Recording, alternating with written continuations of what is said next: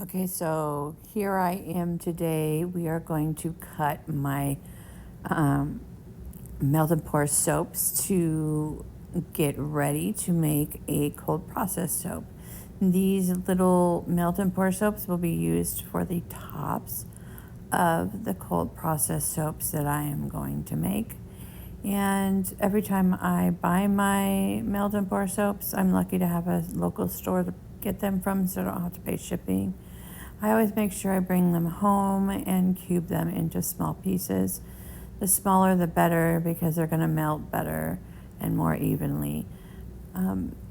Now, after I get these all cubed up, I'm going to microwave them in a silicone container. I do not use, see the silicone container right here? I do not use plastic in the microwave because it can leach into the soaps and get plastic into your soaps, and I don't do that. And melt and pour is the only thing that I do use the microwave for. All my other products that I make with oils, I use a double broiler for, which gets them melted slower and doesn't disintegrate the oils. With a melt and pour soap, I just put them in the microwave in 20-second bursts, and then you stir and you put it back in for 20 seconds. I hope I didn't say minutes. 20 seconds and stir again. These are the little molds that I'm going to be using for the tops of my soaps. You need to find tiny molds so that you can still cut your soaps an inch apart. So these molds are pretty small. The pink ones have really tiny flowers on them and also some butterflies. And then the bigger one you see there has some bigger flowers in it. And what I'm doing now is I'm mixing my colorants.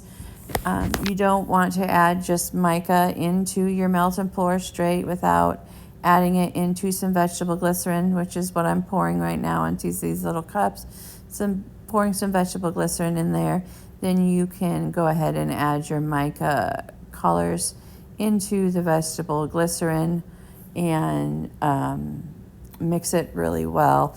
That way, when you add your colorants to your melt and pour soaps, you are not going to get these specks of the mica like you could get if you were to add the mica straight to your melt and pour. Your soaps, you would notice little specks of mica in them. So by adding them to the glycerin, the vegetable glycerin, you do not have any more specks in your soaps. Because this soap is glycerin based, the glycerin just incorporates right into that soap and evenly distributes that mica to look beautiful.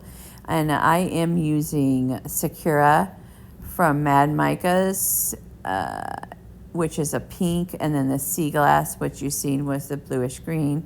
And then here I have the yellow. I don't remember what yellow that is from Mad Micas.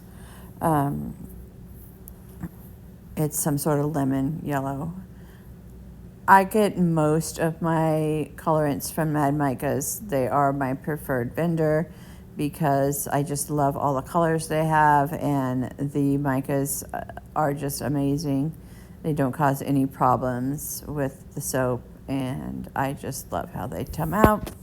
So here I'm getting ready to mix and pour the soap here, and you know, you guys, it is not easy to do in these small molds. You got to remember just to be patient and take your time. If you overfill the molds, it's not the end of the world. It just means that you have to take time to, when you unmold them, trim the little bits of soap off of the edges of them, and then they'll turn out fine. But if you take time to pour them like this a little bit more, where you're not overfilling, you're going to be able to pop those flowers out no problem without trimming them. And now I'm going to spray the tops of the flowers with some rubbing alcohol. What that's going to do is it's going to get rid of all those little bubbles that you'll see in melt and pour soaps, and it's also going to help distribute the soap into the full mold. Sometimes with those small molds, when they're thin like that, you'll pour it and one corner doesn't get any soap in it, and if you spray it right away, while it's still liquid, it will spread out into that mold evenly. And if you overfill them, I go in with my spatula and just scrape off the tops. This didn't work all that great with these because they're so thin that they dried almost instantly when you're pouring them. So you got to work quickly when you're working with these small molds. They shouldn't take very long to dry. As a matter of fact, I'm pretty sure that the small ones in the pink molds are already dry right now. So we will demold them and show you what they look like here shortly.